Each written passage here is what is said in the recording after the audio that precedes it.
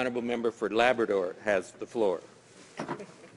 Thank you, Mr. Speaker. I'm very pleased to rise today to debate Bill C-583.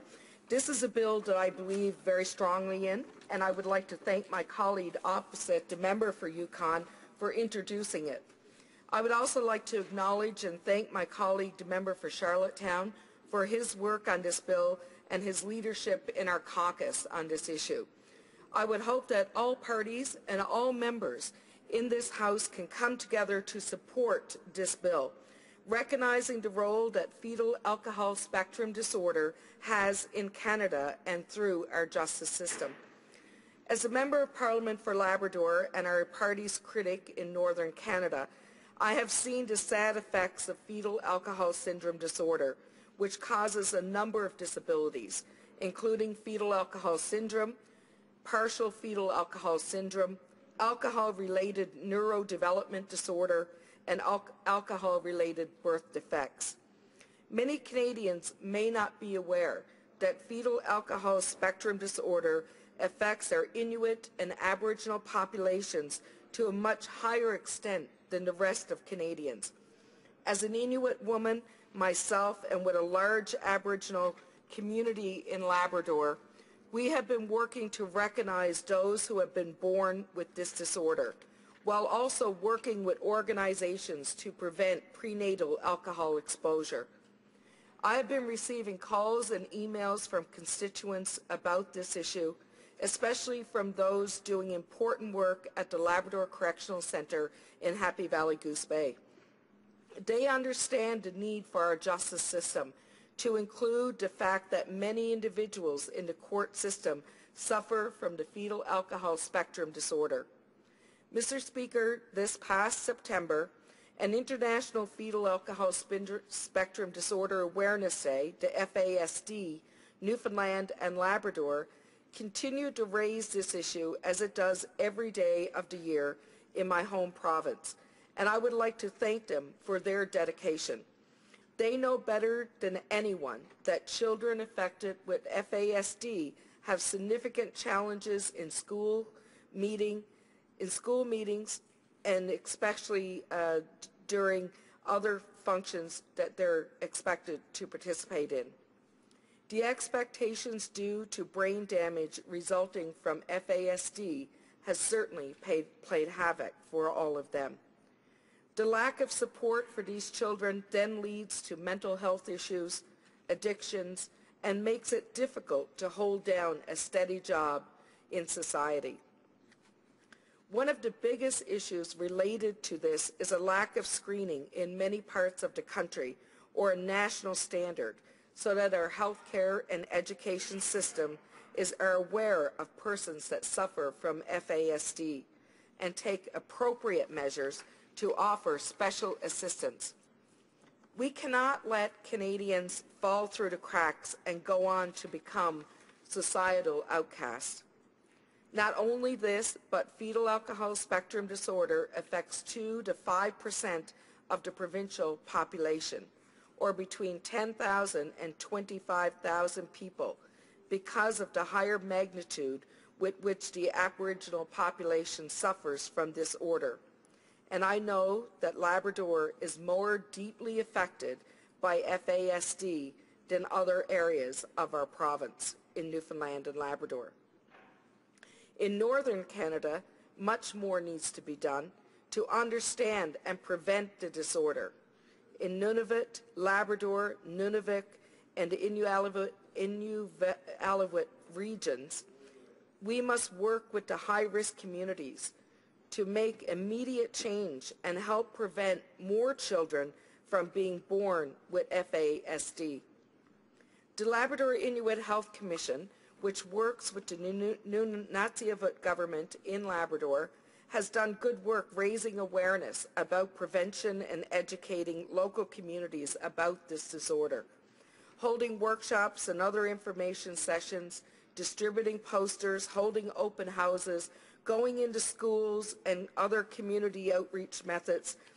And they have did tremendous work, Mr. Speaker, and they continue to do tremendous work. The Health Commission is working hard as well to address the FASD, and they deserve to be commended for all the work that they are doing, not only in our province, but across the country. The Nunavut government has taken steps to ensure that schools in towns such as Hopedale and Nain can identify sufferers of FASD and offer a more tailored educational experience to meet the needs of these students. This bill would amend Section 2 of the Criminal Code of Canada to add the following: that fetal alcohol spectrum disorder of FASD refers to any neurodevelopmental disorder that is associated with prenatal alcohol exposure. And this is characterized by permanent organized brain injury and central nervous system damage that result in a pattern of permanent birth defects, the symptoms which may include, and this is very important, Mr. Speaker, because these are the fundamental piece of the bill and the issue that we continue to deal with. They may include impaired mental functioning, poor executive functioning, memory problems, impaired judgment, the inability to control impulse behavior, impaired ability to understand the consequences of one's actions, impaired ability to internally modify behavioral control. Mr. Speaker, as this list indicates, this is a very serious disorder that causes some very serious symptoms. This bill will help to recognize this when people are before the courts and they suffer from fetal alcohol spectrum disorder. Clearly, our judgments must take these symptoms into account when sentencing individuals for their actions. It is no surprise that sufferers of FASD have difficult challenges during all stages of the criminal justice system. And I would like to elaborate on the above points briefly and in the context with which they may pose challenges while dealing with the courts. As a member for Charlottetown, my colleague has pointed out, poor memory and memory loss when a person is unable to recall prior events or parts of events is a huge issue. If a person legitimately cannot recall how events have unfolded through no fault of their own, these individuals may end up incriminating themselves in court or during interrogation as they become vulnerable to accepting events as they are presented to them. With an impairment in mental functioning and with judgment and reasoning, this leaves people with FASD to sometimes make the wrong choices and end up running into conflicts within our legal system. This must be taken into account when a crime is committed by someone suffering from fetal alcohol spectrum disorder. These and other symptoms of FASD outline just how delicate a situation can be when dealing with a person who is suffering from this disorder while going through our criminal justice system.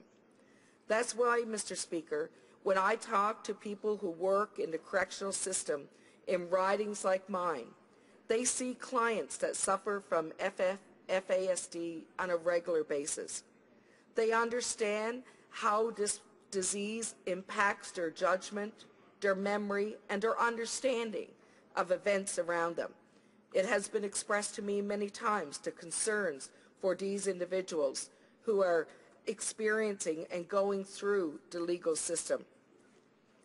Mr. Speaker, I could talk extensively on FASD in particular, simply because I deal with this issue on a daily basis within my own riding and within my own constituency.